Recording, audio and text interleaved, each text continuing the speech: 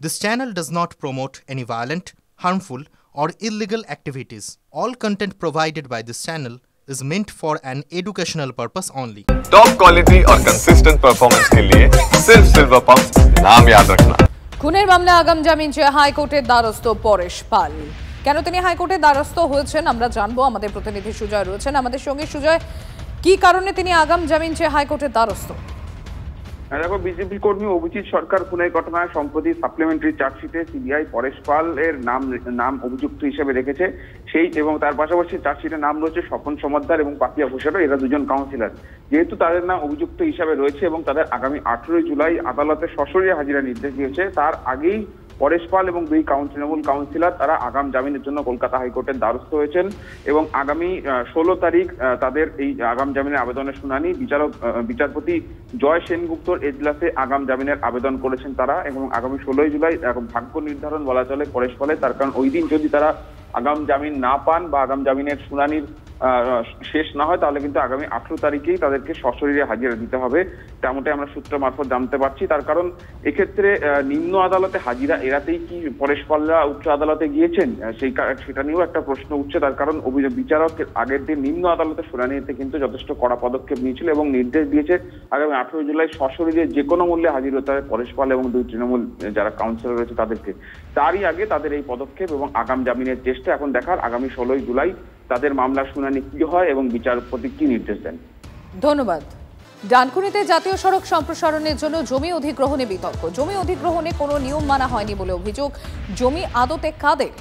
এই দ্বন্দ্বে ডানকুনি পুরসভা 4 নম্বর ওয়ার্ডের কয়েকশো বাসিন্দা। অভিযোগ, কোনো আলোচনা ছাড়াই তাদের জমি অধিগ্রহণ হয়েছে, কোনো রকমের ক্ষতিপূরণও দেওয়া হয়নি। বাসিন্দাদের অভিযোগ উড়িয়ে হুগলি প্রশাসনের দাবি যাবতীয় শর্ত মেনে জমি অধিগ্রহণের কাজ হয়েছে। আমাদের 2054 সালে একর হয়, একর হয়ে আমাদের সব জায়গার জমি চলে গেল। কারো এখন প্ল্যানও নেই, বাড়ি ঘরের প্ল্যান নেই, জমি শালি জমির উপরে বাস করে আছে। সরকার একর করে বলে ভিটে নেই, তোমার একর প্ল্যান নেই, কিছু নেই, তোমায় পয়সা দেবো না। পয়সা দিলেও আমরা যাব না, বল করে একর করে 30 বিঘা একর করে নিয়েছে। এখন সরকার বলবে প্ল্যান দাও, অমুক দাও, আমরা কোথা পাবো? কিচ্ছু আলোচনা হয় না, কোনো নোটিশে দেয় না, কিচ্ছু দেয় না। হঠাৎ করে দেখি মোবাইলে কেউ কেউ রেকর্ড করতে যাচ্ছে, মোবাইলে দেখি রেকর্ড উঠে গেছে সরকারের নামে। ভারত সরকার, কেন্দ্র সরকার মিলে এনএনজির সাথে যোগ করে এটা তুলে নিয়েছে।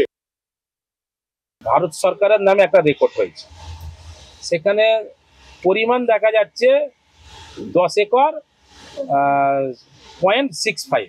তা হঠাৎ করে দেখা যাচ্ছে ঠিক ডানকুনি টোল প্লাজারের বাঁ সাইডে পশ্চিম দিকে একটা বসতি আছে, সেই বসতি সংলগ্ন সেই বসতিটাকে পুরো তুলে দেওয়া হবে। কোনো নোটিশ নেই, ডাকা নেই, কোনো ডিএম মাধ্যম দিয়ে হোক, প্রশাসনিক লেভেল দিয়ে হোক, আমাদেরকে অবশ্যই জানানো দরকার ছিল এবং আমার বেনিফিশিয়ারিকে জানানো দরকার ছিল। এটা যাতে মানুষ ফেরত পায়, এটা কোনো একটা ব্যবস্থা নিতে হবে প্রশাসনকে। কেন এটা কোনো অধিগ্রহণের সিস্টেম নয়, অধিগ্রহণের একটা নিয়ম সিস্টেম আছে, সেই সিস্টেমের মধ্যেই হয়নি।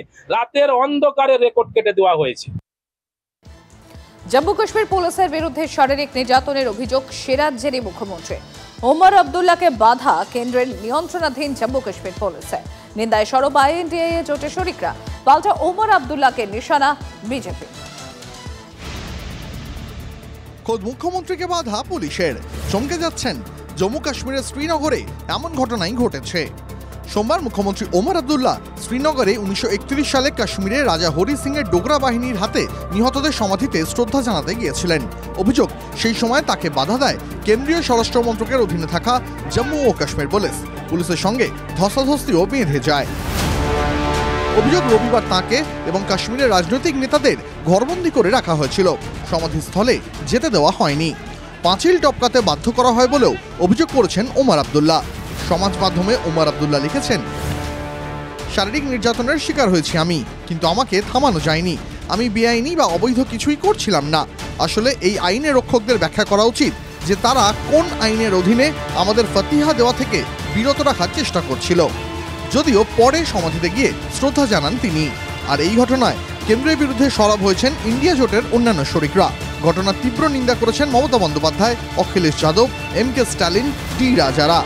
বিবৃতি দিয়ে নিন্দা জানিয়েছে সিপিএমও।